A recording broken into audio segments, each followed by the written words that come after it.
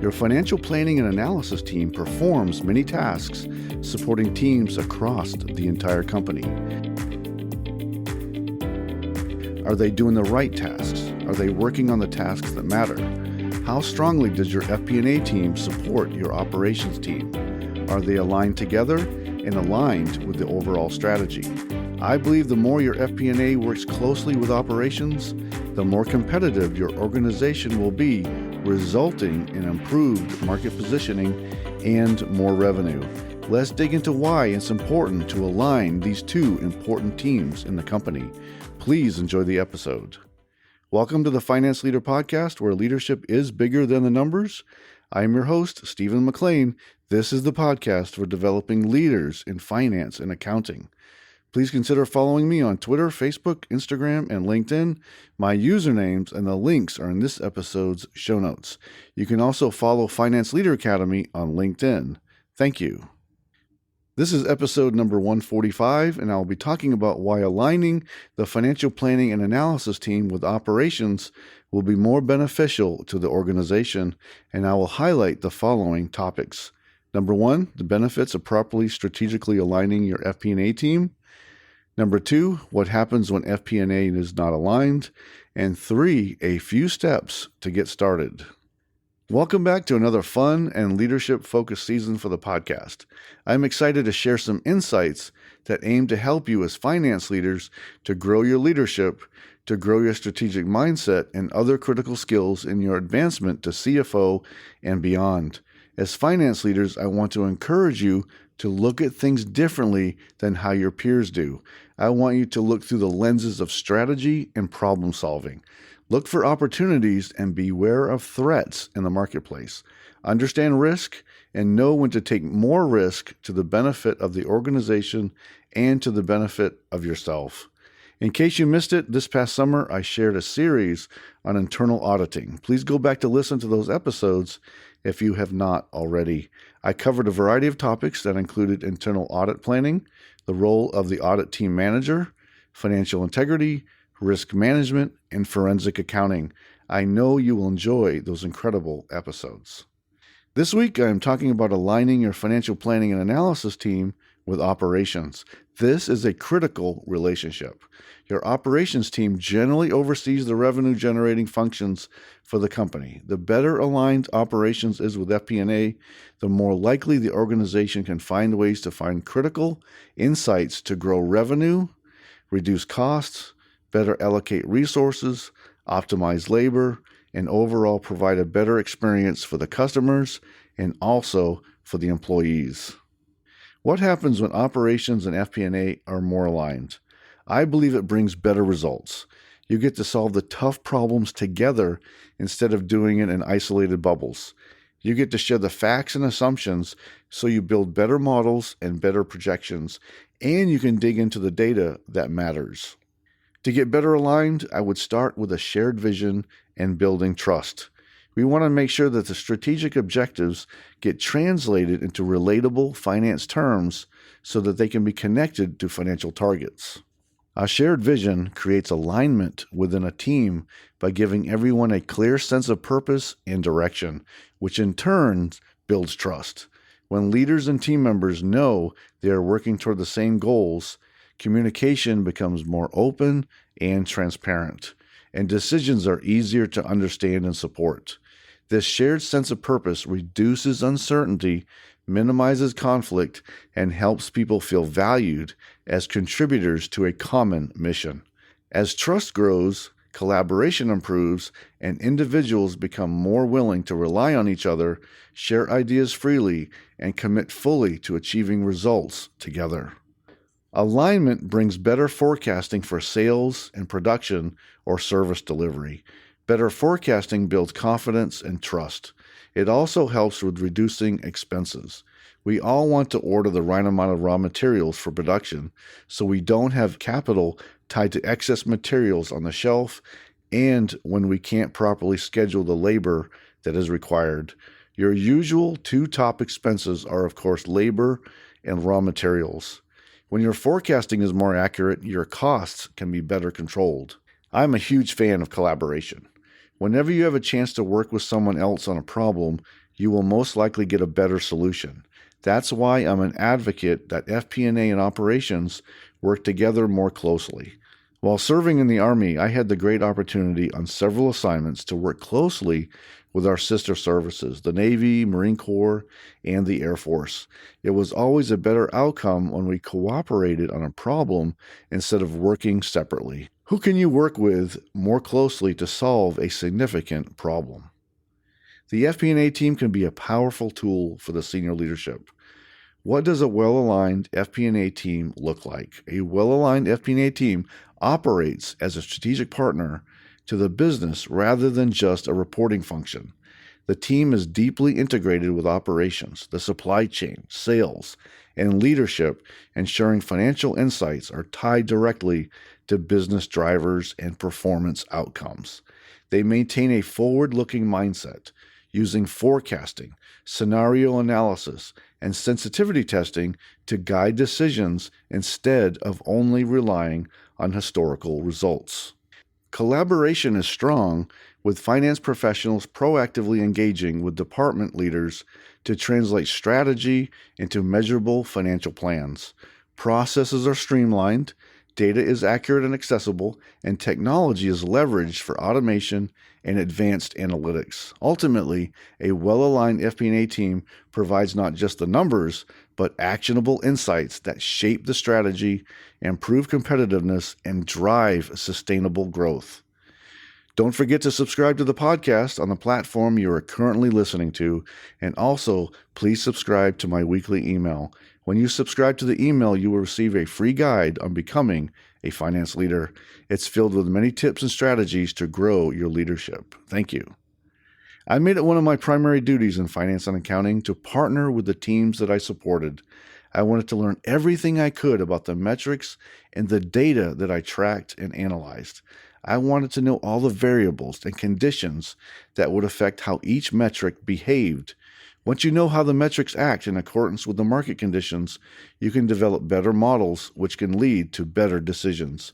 Know the people whom you support and how you can provide the right data and insights for them to do their job easier. Now let's talk about aligning FP&A and operations. Number 1, the benefits of properly strategically aligning your FP&A team. We expect to see more accurate financial targets, especially when it comes to sales and operations. When you plug in marketing, it gets even better. We wanted to develop realistic, honest assessments on how well or not so well the company will perform in the next year so we can order the right amount of raw materials on time and manage waste more effectively, or deliver the services you provide on time. When something significant happens in the market, you can then have a real conversation about how this affects current production and our projection in the upcoming periods. When you have a trust-built relationship, you can have direct conversations about adjusting the projection without it being a confrontation at the board meeting about missing a target. This, of course, becomes more complicated with a publicly traded company versus a privately owned company, where meeting or exceeding the projection is literally everything. When we are aligned, we indirectly reduce risk without even trying, because when you operate with trust, you can more easily and openly identify risks and vulnerabilities before they materialize, which means we can be more proactive and take on more calculated risk. The unknowns become more known when we are aligned and talking and trusting each other more. The best benefit of all is improved strategic decision-making. The benefits I previously mentioned all contribute to better decision-making. Our forecasts are more accurate. We have modeled risk better so that we can make better decisions according to the changes in the market. Number 2, what happens when FP&A is not aligned? What happens is that FP&A operates in a stovepipe or a siloed way, not understanding what is truly happening, and operations will try to solve problems without access to all the possible metrics and the expertise of the FP&A team. It's a horrible byproduct of not having trust and operating alone, and every CFO out there should be expecting a better partnership. When the FP&A team is not well aligned with operations, the organization experiences significant disconnects between financial plans and actual business performance. Forecasts and budgets may become unrealistic because they are built in isolation from the realities of production, sales, or service delivery. This creates frustration across the departments as financial targets feel imposed rather than collaboratively developed. Misalignment often leads to inefficient resource allocation, missed opportunities, and an inability to respond quickly to changing market conditions. Operations may pursue initiatives that do not reflect financial constraints, while finance may impose cost-cutting or investment limits without fully understanding operational needs. Communication breakdowns also emerge, reducing trust between finance and other departments. Over time, this weakens strategic decision-making, erodes competitiveness, and limits the FP&A team's credibility as a true partner to the business. Number 3, a few steps to get started. We should always begin with leadership. Leaders have the ethical and fiduciary responsibility to do everything they can do to move the business forward. To be effective, we need to develop a common language. We must translate finance terms into operational impacts so non-finance leaders understand the implications. Continue to bridge the cultural gap by ensuring finance understands operations and operations understands financial drivers. Building trust is a priority in this endeavor. Act as a business partner by providing insights that help operations succeed rather than only pointing out overspending. Promote transparency by sharing assumptions, methods, and risks openly to build confidence in FP&A's recommendations. Encourage accountability by linking performance metrics directly to financial outcomes. We have to know the micro details of the metrics we analyze and support. The more we know about the critical metrics and how they are composed, the more we can help with the right analysis. Don't forget to build a relationship with your IT team also. They are critical in ensuring the right data is captured and recorded properly. I believe that you have to step away from your usual duties often to reach out to other leaders. You have to find out what is driving operations that doesn't show up in the usual data. It's important to know what is baked into the data that isn't showing up as a separate variable or metric. I like to see metrics as continually divisible into parts that I can either control or at least be aware of so I can recommend better decisions. As a very simple example, on the P&L, we show a total for expenses. Then we show each expense line. Then for labor, for example, we further divide by regular versus overtime. Then we show the payroll taxes and can keep going further by breaking the total into parts so we can know the number to the lowest possible that is also material and can help us make a better decision. You never know over a large operation how much a small piece of a metric can account for a material amount. It becomes important when you have limited resources, and this is when our strategy steps in. For action today, let's assess your company's alignment of FP&A and operations. First, is the relationship one of mutual support or is it hostile and mistrustful? Next, are you seeing mutually developed solutions when something goes wrong, or does FP&A seem to only report negative results to watch operations drown in a meeting? Or do we have a relationship of mutual trust where we present results with solutions developed by all parties involved? We often work separately way too much, and because we don't have trust, we build solutions without real data, and we continue to have an adversarial relationship which helps no one. At financeleaderacademy.com, you'll find a collection of practical, downloadable PDF guides designed to help you excel as a finance leader. Whether you want to coach your team to higher performance, master the art of financial storytelling, or sharpen your Excel skills, we've got you covered. Each guide is available for instant download after purchase, no waiting, no hassle. Visit financeleaderacademy.com, click Store in the menu, and start upgrading your skills today. You can find a link in this episode's show notes. Thank you.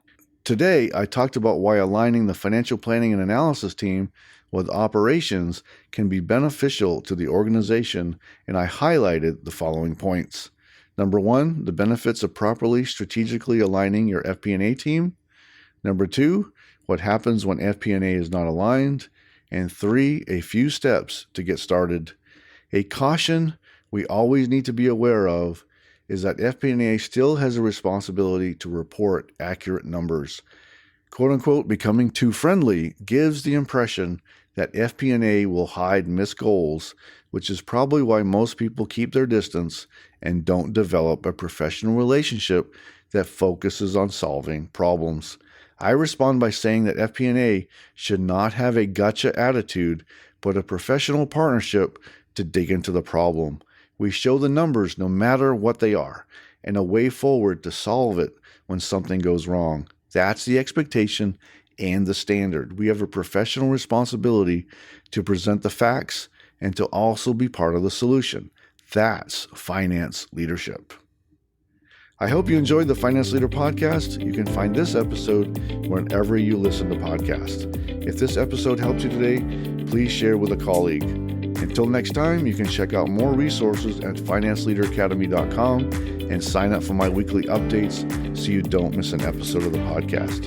And now, go lead your team, and I'll see you next time. Thank you.